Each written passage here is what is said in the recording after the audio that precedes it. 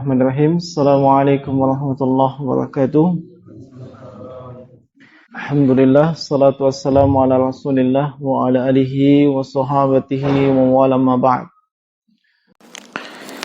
Ya, para santri rahimani wa rahimakumullah.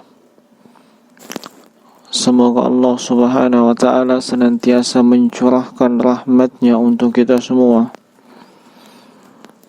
InsyaAllah ta'ala di kesempatan ini kita akan kembali melanjutkan pelajaran kita dengan tema adab dan akhlak, yang pembahasannya secara sistematis kita ambil dari Kitabul Jami' min Bulughil Maram, dari Kitabul Jami' yang merupakan bagian dari kitab Bulughul Maram, yang merupakan karya dari Imam Al-Hafiz Ibnu Hajar Al-Asqalani rahimahullahu ta'ala. Dan insyaallah kita akan masuk kepada hadis yang ke-11 dalam urutan Kitabul Jami', atau secara keseluruhan itu hadis dengan nomor 1464, di mana penulis rahimahullahu ta'ala, semoga Allah merahmati beliau, mengatakan wa anhu qala, dan juga dari beliau mengatakan, dan beliau di sini wa anhu adalah Abu Hurairah radhiyallahu ta'ala an. Qala Rasulullah sallallahu alaihi wasallam, telah bersabda Rasulullah sallallahu alaihi wasallam, la yashrabanna ahadun minkum kha'ima, jangan sekali-kali salah seorang di antara kalian itu minum dalam keadaan berdiri. Akhrajahu Muslimun, dikeluarkan oleh Imam Muslim. Nah, ini adalah hadits yang bersama kita, dan hadits ini dikeluarkan oleh Imam Muslim dalam Kitabul Ashribah di babu karahiyatis syurbi qa'iman dengan nomor 2026. Adapun sabda Nabi sallallahu alaihi wasallam, la tashrabanna, la adalah nahi, la yang menunjukkan larangan, ya, la yang menunjukkan larangan atau ketidakbolehan. Lalu yashrabanna, yakni kalian, yang dikuat di sini, ya, pelarangan dikuatkan dengan taukid atau penegasan. Apa penegasannya? Itu huruf nun yang ada di belakang. La yashrabanna, ya, sehingga kita artikan dengan jangan sekali-kali, yang menunjukkan ketegasan, ya, menunjukkan ketegasan. Adapun sabda Nabi sallallahu alaihi wasallam, ahadum minkum, ya, salah seorang dari kalian, ya, yakni dari kalangan kaum muslimin, yang ketika itu kaum muslimin adalah para sahabat radhiyallahu anhum ajma'in. Adapun sabda Nabi sallallahu alaihi wasallam qaiman, ini dari sudut pandang bahasa adalah hal, ya, ini adalah hal yang merupakan, ya, keadaan, ya, keadaan seseorang. Nah, keadaan seseorang ketika berdiri, ya, sehingga hal di sini dari fa'il atau pelaku yashrab, yang minum. Nah, orang ketika minum itu setidaknya ada 3 keadaan. Ada yang minum sambil duduk, ada juga yang minum sambil bersandar, dan ada yang minum sambil berdiri. Ya, ini demikian umumnya yang dilakukan ya oleh manusia. Mungkin ada yang mengatakan, bagaimana dengan minum sambil berbaring? Ya, minum sambil berbaring ini jarang kita dapatkan, sebab diketahui dan dimaklumi ya bahwasanya itu membahayakan. Demikian pula minum sambil berlari. Ini adalah sesuatu yang tidak berfaedah dan menyulitkan diri sendiri. Sehingga walhasil ya ada 3 keadaan, apakah minum sambil duduk, ataukah minum sambil bersandar, atau minum sambil berdiri. Adapun yang dilarang dalam hadis ini adalah minum sambil berdiri. Ya.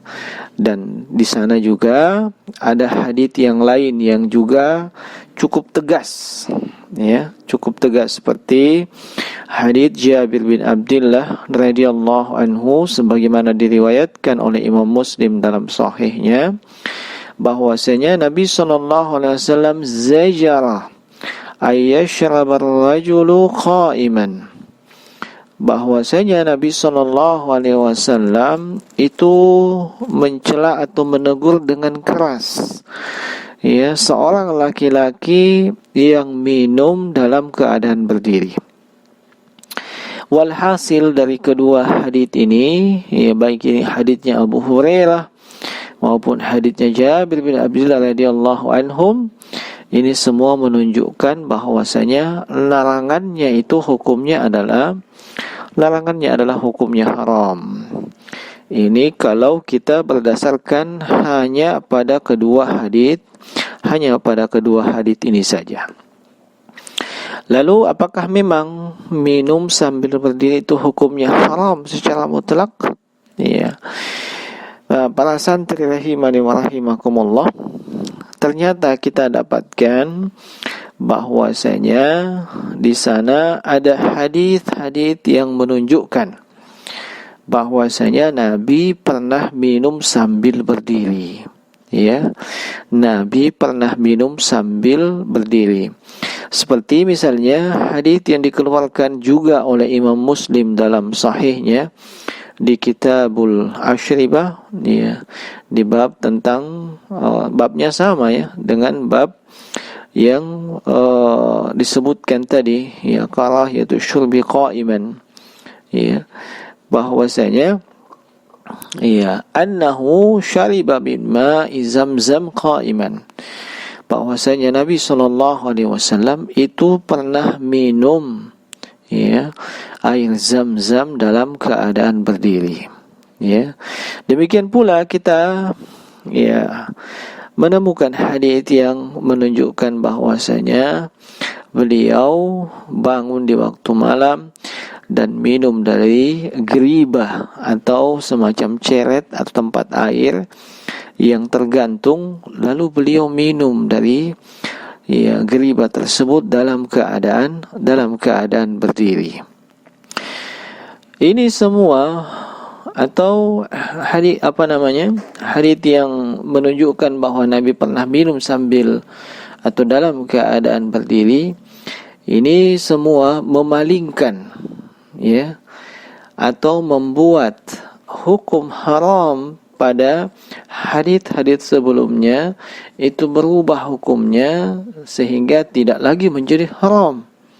Ya, sebab Nabi sallallahu seandainya itu haram, maka Nabi sallallahu alaihi wasallam ya pasti ya melakukan tidak akan minum sambil dalam keadaan berdiri kecuali dalam keadaan darurat.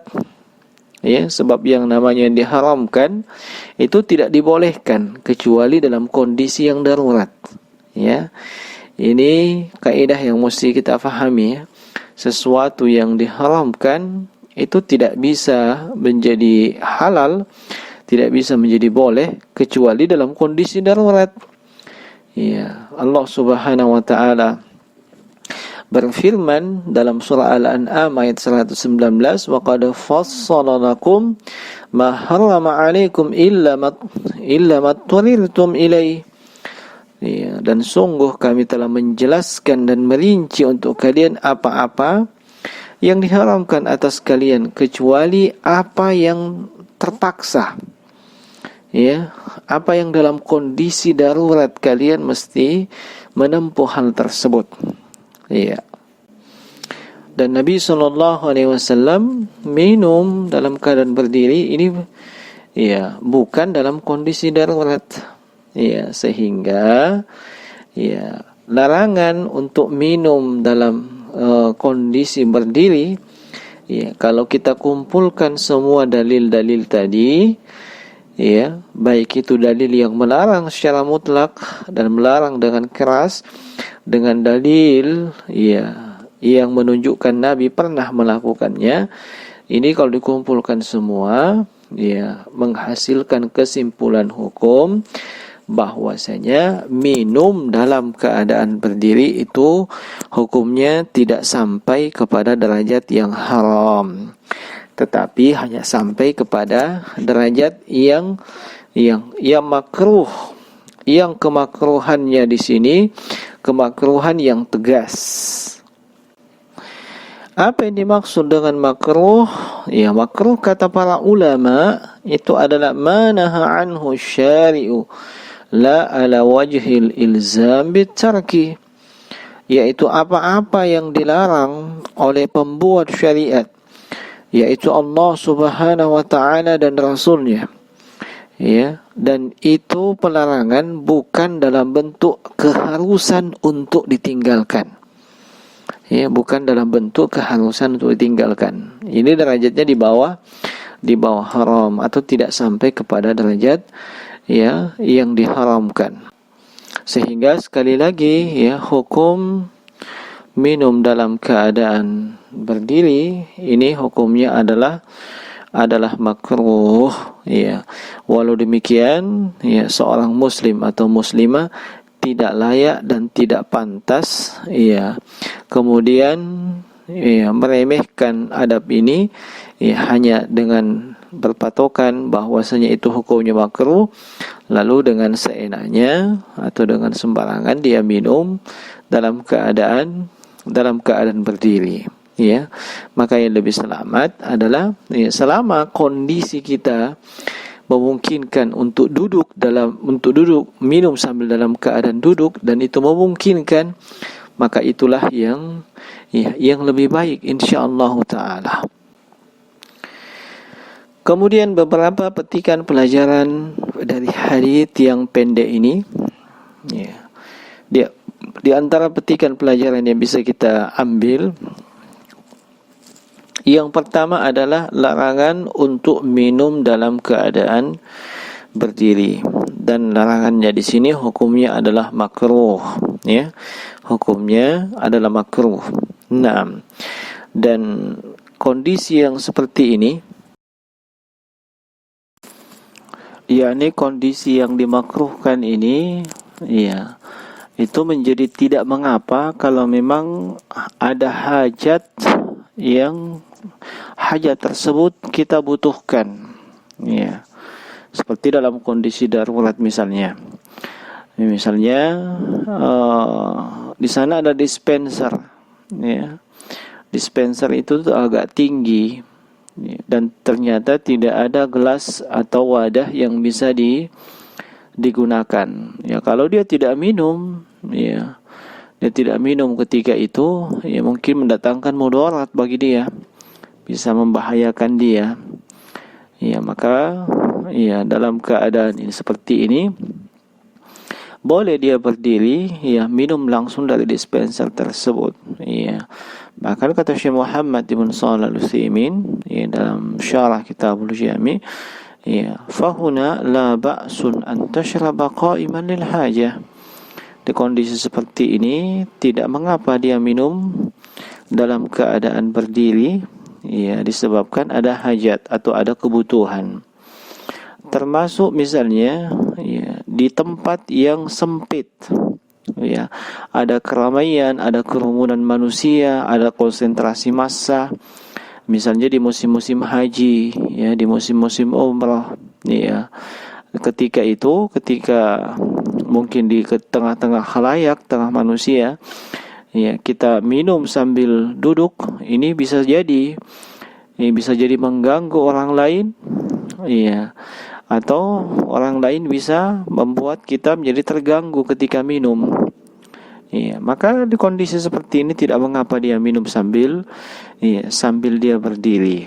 Nah, dan juga termasuk dalam hal ini ketika dia masuk ke suatu masjid misalnya, dan dia sangat haus, dia ingin minum, ternyata di masjid itu ada tersedia semacam dispenser, atau mungkin air minum dalam bentuk kemasan, atau dalam bentuk botol dan yang semisalnya. Tapi dia baru masuk masjid, dan dimaklumi ketika masuk masjid ada perintah untuk melakukan yang namanya tahiyatul masjid. Kalau dia duduk sambil minum sambil dalam keadaan duduk, maka dia duduk sebelum sholat 2 rakaat, dan ini tentunya dia mesti memilih salah satunya. Maka di kondisi seperti ini juga oleh Syekh Muhammad bin Shalih Al-Utsaimin, salah seorang daripada ulama kita, kata beliau, maka boleh ketika itu dia tetap minum dalam keadaan berdiri. Lalu setelah itu dia boleh melaksanakan salat tahiyatul masjid.